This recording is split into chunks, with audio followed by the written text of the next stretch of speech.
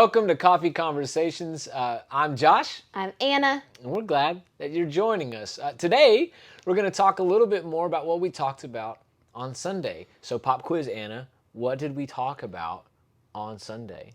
Loving your enemies. Loving your enemies. I'm so proud of you for not sleeping through the message. You're so welcome. I even wrote notes again. Man, and in the fancy I little... know, that we gave to all of the women in our church. Man, that's so great. Cool. Matthew 28:20, love that. I memorized the whole Bible, but do you want to tell us what it is?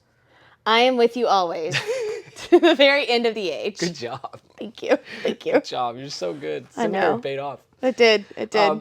Well, so another thing Jesus said was, hey, you have heard it said, love your neighbor and hate your enemy. Mm-hmm. But I tell you, love your enemy and pray for those who persecute you. Mm-hmm. That's real big, hard stuff. Yeah, that's not easy. But are you really good at that? Or no. No. Me neither. Me neither. So when you think about loving your enemy, right? When you hear those words of Jesus say, love your enemies, pray for those who persecute you, what is one of the first things that comes to mind for you? That's really hard. That's hard? Yeah. I kept thinking about, I even wrote it down in my notebook, but I was thinking about this song that Taylor Swift sings, I Forgot That You Existed. Ooh. I know, right? And so she has this line that says, it isn't love, it isn't hate, it's just indifference. Mm-hmm. And I think about so often, like when someone makes me mad or when I feel like I'm being attacked by someone or whatever that looks like, that maybe is an enemy, what I would rather do is just forget that they exist and kind of just put it out of my mind and not exactly want to pray for them. And so I think it's harder to think, I can't forget about someone if I'm praying for them. And just, I don't know if you ever really forget anything like that either. Right. So. Right. My grandpa used to tell me, when you're supposed to forgive people, and he'd say, he says forgive, but he doesn't say forget. That's what he always said. Like, oh, yeah. Ooh. Be smart later. Yeah. As you're talking about, was it Mad Men where they say, I don't think about you at all? It's one of those old episodes like that. For me, when I think about loving enemies and praying for those who persecute you, man, I see people in my brain. Mm-hmm. I just see them in my mind's eye, and I start thinking about like, man, what's that? And then you start wondering, well, what do they think about me? Yeah. And that is enough to make you shiver a little bit. Mm-hmm.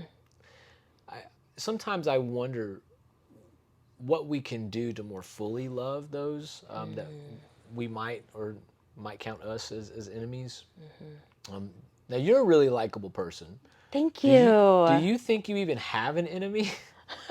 I have before. Yes, I have. Really? I mean, yes, I can think about an instance at another place where I felt like there was a family that didn't like a lot of the decisions I had made and made it very well known.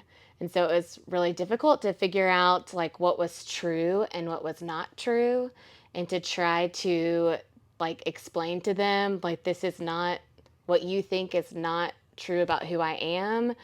But it did not end well either. And so, yeah, it was not good. I felt like they did not want good for me and did not want me to continue in my position where I was. And it just was not great. And so when I think about like praying for them and what that looks like, that's just really hard, because when I think about them, I remember the things that they said and how hurtful that was. And that's just really hard sometimes. Yeah. I think the only way that you can get to a place where you're loving your enemies or praying for those who are persecuting you is you have to allow yourself to be vulnerable. Right. In the middle of it. Like even if it's just you and God, and you're praying for this person because you haven't, mustered up the courage to go have that conversation yet. You're having to be vulnerable, I think, in saying, God, this person has done this to me, and you know it, and get them. Yeah. That's kind of where my mind is. Like, get them. But allowing, what I found for me is when I'm having those moments in prayer, and I'm praying for somebody who does not want good for me, who I feel is really out to get me, or who has actively tried to harm me, or worse yet, my family in some capacity. I I find myself in those moments with the Lord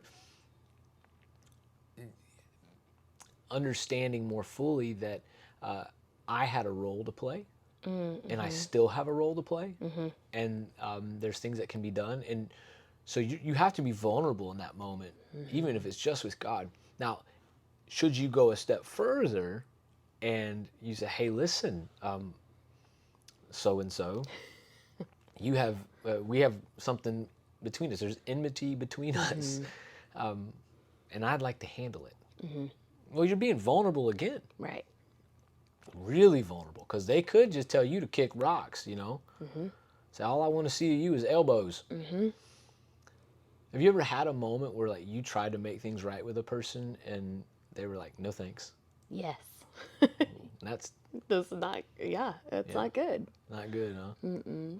But I think in the midst of all of that, I've had to realize like what is true and like what does Jesus truly say about who I am. And to know there are going to be times where I might not be able to repair something, and that's okay. And if I am fully living into how God has called me and where God has called me to be, sometimes that's not going to be exactly what everyone likes. But to know I've got to still be faithful to where God has called me, what He's calling me to do. What would you say to someone who says, "Look, I can't fake myself into love"? I like when Jesus says, "Love your enemies." Those three words are really difficult because I don't just love people. What would you say to somebody who is struggling with this idea that like suddenly I got to love somebody who is trying to actively harm me? You got any advice for them? I don't I don't know. I think it's to figure out like what is true and what's not. And like if someone is truly actively trying to harm you, that's not good. And to seek help in that. Talk to a therapist, talk to a counselor, help to process through what's actually happening and what is, what is true and what is not, and what to believe and what not to. And I think I can only love other people because of the love that God has given to me. And I can't do it on my own. If I try to do it on my own, I fail every time. Yeah, I don't know. What would you say to them? Well, I mean, obviously, like if there's, an abusive situation Right. involved, something that crosses that line, right? We need to create healthy boundaries. Right. And Absolutely. so maybe that boundary is the police are involved, or we need to remove somebody. So barring all of that, right? Right. Let's just say a normal thing where like you and somebody in your neighborhood or your workplace or something like that have become enemies for some reason, and they're actively out to get you, or they're not helping you in any capacity. They're talking poorly about you, and you're struggling to love them.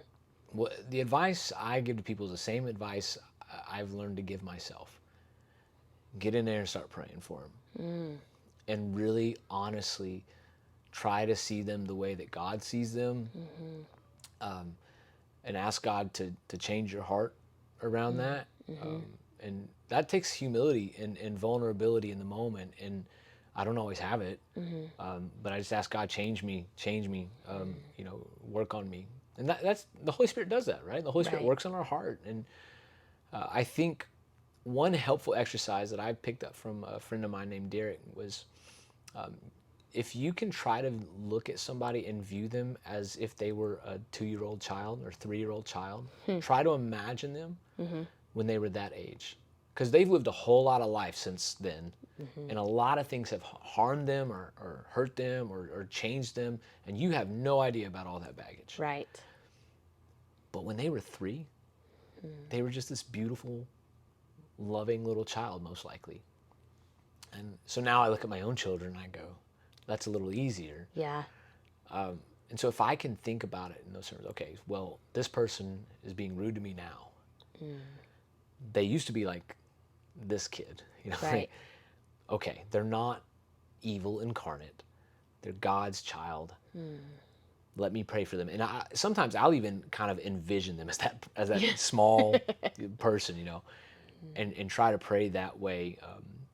And it doesn't always work, you don't always forget everything, but I think it's making your posture one of love is what's important. Like my orientation towards you is I'm trying to love you, and Right. until I get there, I'm going to pray for you. I think that's huge. Yeah, absolutely. It's something that as we move forward, getting closer and closer to this election coming up in Right. November, Yeah. I think so many of us in society, like, we've got to figure this out. Yeah. And this is an opportunity for Christians in particular in America to lead the way and to show what it looks like to love people who disagree with you. Absolutely. It's an opportunity that we should not, and we should not miss at all. We should be the people on the forefront saying, we disagree about all sorts of things. You're still a child of God, and I love you. I mean, it should be pretty simple. We'll see what happens. Yeah, exactly. Anyway, well, thank you for joining us for Coffee Conversations. We hope to see you next time. Until then, have a good one.